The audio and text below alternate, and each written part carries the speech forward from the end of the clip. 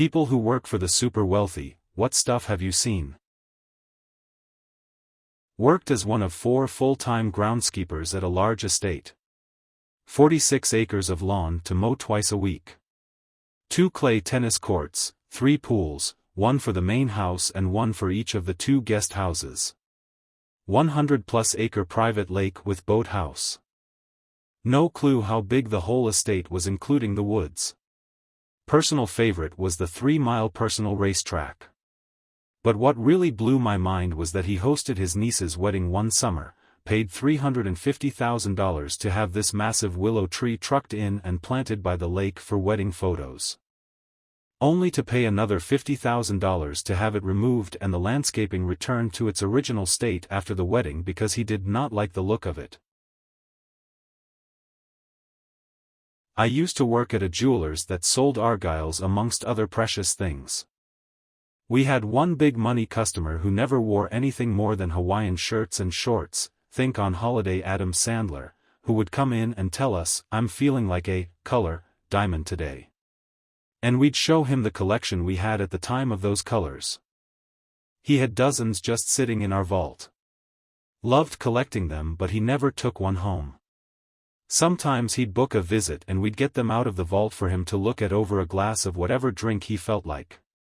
The cheapest I saw him buy in my time there was $130,000.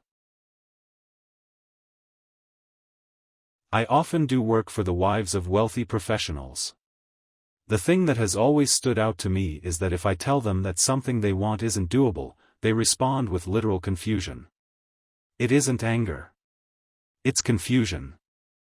They are so unaccustomed to not being given exactly what they want that it's as if they don't understand what is happening when they are told they can't have something. I used to work at a members-only golf/country club. There were members who had been actors, athletes, race car drivers, former CEO of Google, some major money and egos going on. There was one family that had 3 teenage kids, 2 girls and a boy. The mom and the girls were very attractive and knew it. They always looked amazing and had overly entitled attitudes to match. They were fancy. Well, the lady who washed the linens for the county club also did house cleaning for some members. This family was one of them. She said their multi-million-dollar home was a disaster filth zone. They basically did no housework in between having the cleaning lady there. Dishes piled with dried food that smelled, dirty clothes thrown everywhere, piles of crap all over, sticky floors, dog poop left on the floor.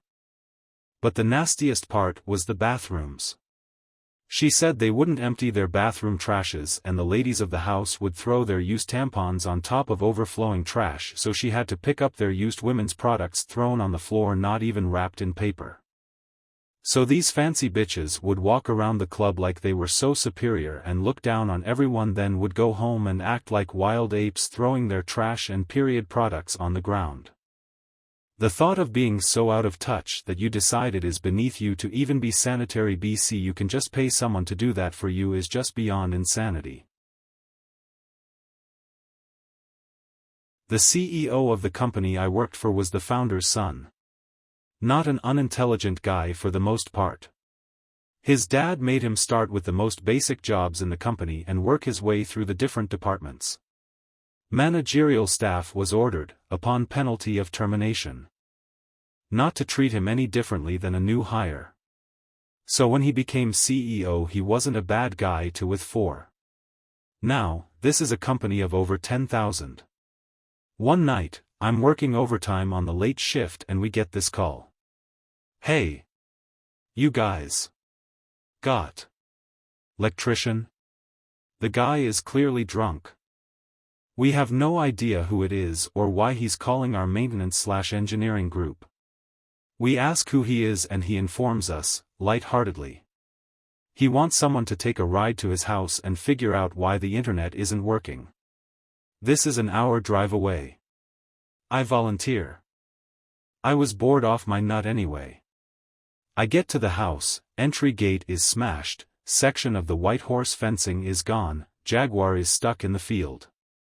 Here in the house is dude, completely blasted. He's got a huge cut on his hairline. "Are you okay, boss?" "I'm fine." "Why?" he asks.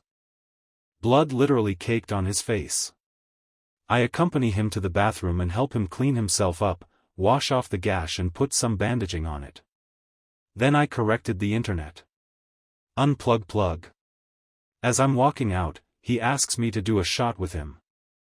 I comment, worried about my job, that it might be a bad idea. He agrees and hands me the bottle. "Take it home and do a shot later. Keep it." When I get back to work I look the stuff up. Never heard of it. It's a $1,500 bottle of scotch. The next day I'm at work early. About 11 in the morning he comes walking up. We're not going to be talking about last night?" I tell him it's all good, awesome. A little bit later I get an envelope. There's a check attached for emergency tech support, $5,000. Had a client come into our 3D printing office. His attention was immediately caught by a large industrial 3D printer in our showroom. Pulled out a credit card and bought a $250,000 machine on the spot. Best part was when we installed the machine at his facility. First thing he wanted to print was a meter-tall penis. Few weeks after the install we got a photo of him standing next to the meter penis. Money well spent. My brother-in-law builds custom homes in the redneck Riviera belt of Florida. One day, he called me to come over to this $15 million beach house he was doing a complete remodel of. He was the original builder. He asked me to bring my truck and trailer. I show up. And he walks me through all 4 floors. He then says, "The owners have removed all the stuff they want to keep. She has told me to dispose of everything as I see fit. Get what you want. Furniture, appliances, outdoor furniture, rugs, lamps, artwork, you name it." I don't know the value of everything I took home with me that day, but it was the highest-end stuff I've ever seen. 4 floors of it, and I only got 1 trailer load because I simply couldn't fit anything else in my house. I likely had over $20,000 worth of furniture and appliances on that trailer. My sister is a butler for a super wealthy family. She told me a couple crazy stories. The family once got this super expensive rare breed cat, and a few months later the wife tells my sister she can feel the cat isn't quite happy in their house, so she asks her to take their private jet to drop the cat off in their mansion on Lake Como, Italy, so it could spend a holiday in the sun. That same woman would then sometimes berate my sister for buying soap in plastic dispensers instead of just soap bars because it's bad for our planet. They bought this insanely huge super luxurious cabin in one of the most expensive ski stations in Switzerland. They realized the cabin, more like a mansion really, right next to theirs was for sale, and then bought that one as well just so they wouldn't have close neighbors. Years ago I used to work carpentry, mainly doing sunrooms. One of our clients was a brain surgeon who was married to a lawyer, and they subsequently had a massive house on a large property. Their son was also some type of neuroscientist and, with his parents' permission, had yet another massive house built on this same property. Problem is, city ordinances prohibit 2 separate livable dwellings on the same property. Mind you, these houses were about a quarter mile away from each other. So to comply with the ordinances, they build a fucking wall between the houses. And this isn't just some dinky picket fence type of wall, it's a massive medieval-style wall that has round towers with merlons and crenels, a gym midway through, and a massive $750,000 plus all-glass sunroom, all the while being wide enough to have room for a walking path and a road for golf carts. Inside the wall, the city ordinance said only 1 livable dwelling can be on their property, so they just made a massive hallway between their houses. I did a male nanny, job for a rich couple who wanted someone to care for their kids. The wife didn't want a female nanny and I was in college, so it helped pay the bills. One day they asked, "Do you want to go to Hawaii?" Turns out the company that the husband was the COO of was doing an executive retreat in Hawaii. Instead of finding daycare in Hawaii for their kids, they thought it'd be easier to just pay for me to fly to Hawaii, care for the kids during the day, and then have my evenings or their family time free. So I went to Hawaii on their dime, had my own hotel room, they paid me for my time and gave me a large stipend for my own food/entertainment. I ended up with pretty much every evening off, so I got to spend it. During the day I brought their kids to the beach, we went hiking, and did some touristy running around.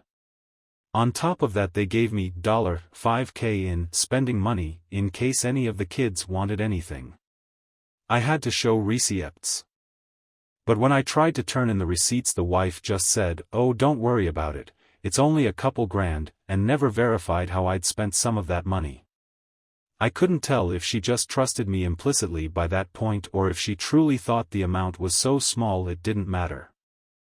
They were a really nice family, just very well off, which made just spending money on any problems the easiest answer. I actually got invited to the oldest daughter's high school graduation because she considered me a friend. Bodyguard someone filthy rich with next to no class whatsoever. He bought a very sought-after rare classic car from a renowned Italian carmaker, had the roof taken off, painted it a ridiculous pink sparkle color and put it on the roof of one of his most central buildings in the middle of a large European city.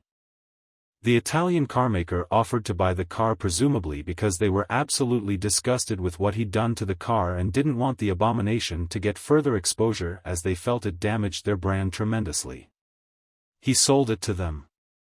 Was then banned from ever purchasing factory new models from that brand ever again globally. Bartending at a fancy party in a very wealthy older couple's house where these people had art on display they had bought from museums. I was working in a room where 3 walls were glass and you could see this beautiful manicured garden with sculptures. When the sun started to set, these big floppy-eared white bunnies started to appear and frolic around the yard. I asked someone who worked in the house about the rabbits. The rich people bought them as a garden feature. Every once in a while they had to cull the rabbit population. The rabbits were decorations. This was also the night when I was making an older man a drink and he decided to ask me, "So, what are the poor people doing tonight?" I briefly cleaned houses one summer and these houses were insane. Some had elevators. Some had stalls in their master bathroom, corrected from bedroom. One had a literal cave manufactured in the bathroom. With shower heads all thorough out it, you could walk from one end and come out the other side of the bathroom, split by a massive hot tub. What struck me as odd, in almost every house, was the sense of disuse. They had grand pianos covered in dust, expensive lamps and throw pillows with the tags still on them, sprawling playrooms with every toy any child could want, totally devoid of playing children. The weirdest house I cleaned, though, wasn't huge and it wasn't gorgeous. It was pretty normal on the outside. But inside, the entire house was filled with piles of clothes. Everywhere. I pulled aside my fellow cleaner and asked, with all sincerity, how to clean this house. She told me to go around the piles as best you can. They had a mountain of clothes in the living room, like something out of a cartoon. Every couch had stacks of brand new clothes with tags on them. They were the only folded clothes anywhere. In the bedroom it was the same. Smaller piles in every corner, couldn't fully open or close doors around them. The kids' bathroom didn't even have a shower curtain. Best guess after cleaning that house as best we could, is that they don't wash clothes. I think they just buy more, and discard the dirty clothes into the piles. I think about that house a lot.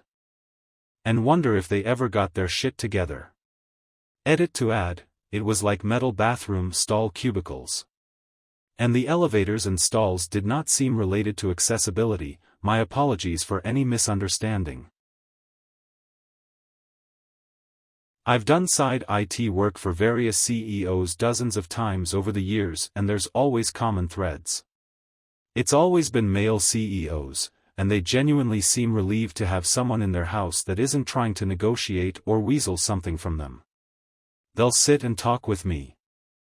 Ask my career plans, how I got into the field, that kind of thing. The wives of said CEOs are all eerily similar, lots of makeup, very strong opinions, very cold, and very standoffish.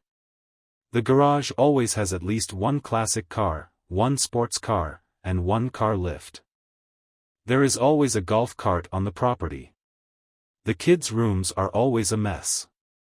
One guy was in an 18-plus room mansion and his teen son had a mattress on the floor with clothes piled up everywhere. I had to hook up some wiring in there and it smelled like his foot was in my face.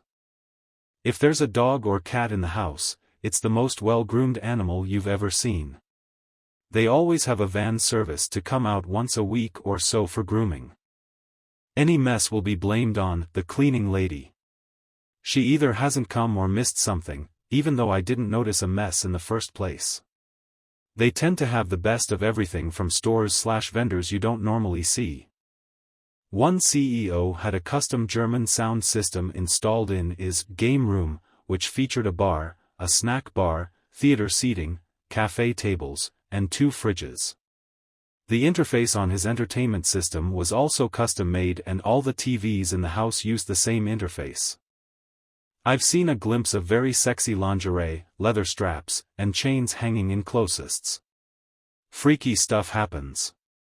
I'll always get an invite to go on a boat ride, plane ride, golf trip, whatever they're into.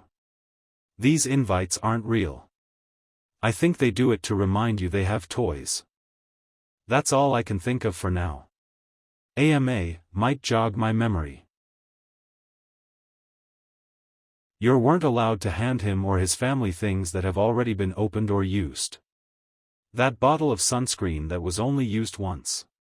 Don't even think about it. Everything has to be new. There was a desk that had bottles and bottles of just sunscreen that they only used once and never again. The interesting thing was this guy owned an eco-resort. My friend is a mechanic. A wealthy, fat, famous, and all-round unlikable entrepreneur came into his work one day and took a liking to his coworker. He asked my friend's coworker to come and work for him maintaining his car collection. It was really good pay and he got to work on some cool cars, so he thought, why not? His days were spent working on old, rare sports cars on his sprawling property, but every now and again he'd get sent to Europe or the United States to check out cars said entrepreneur was interested buying. He'd get sent to auctions all the time and ring up said entrepreneur while it was happening so he could bid on the car on his behalf. Edit, not Jay Leno. If you can figure out the country I'm in, you'll 100% know who it is. Not Clarkson either. Yep, it was Clive. I was the project manager for a mansion build for one of the founders of a major health insurance company here in the US. This guy was one of, if not the best billionaire I've ever worked for. He showed up nearly every day in shorts and flip-flops and would treat all of us like equals. This was around the time that President Obama was about to put out Obamacare. I was in a meeting with the owner and President Obama called him, on his cell, to discuss the plan. He, the owner, tells us to hold on, the president is calling. To which someone jokingly made a comment about, thinking he was joking. The owner asks Obama to say hi to the team, and he did. It was surreal to be at the table with him when the call came through. And an experience I will never forget. I am a dentist and used to own a dental office in an extremely wealthy area. I feel like really rich people come in 2 flavors, very humble and generous or just 100% a-hole. Most are the a-hole. Not much in the middle. True wealthy people care a lot about time, not money. If there was any hiccup in a procedure or something wasn't correct, they would flip out. 99% of the issues they would flip out about I could fix, but that meant they had to make another dentist appointment, which wasted their time. I hated working on rich people. Best day of my life is when I sold that dental office. I did carpentry for a summer to save up money for school. We would go to huge mansions and amazing houses that needed work done. Usually easy stuff, decorative things, so most times it would be 1 to 2 days of work. Most times we would work, the family would be home. It's not a problem. Very normal.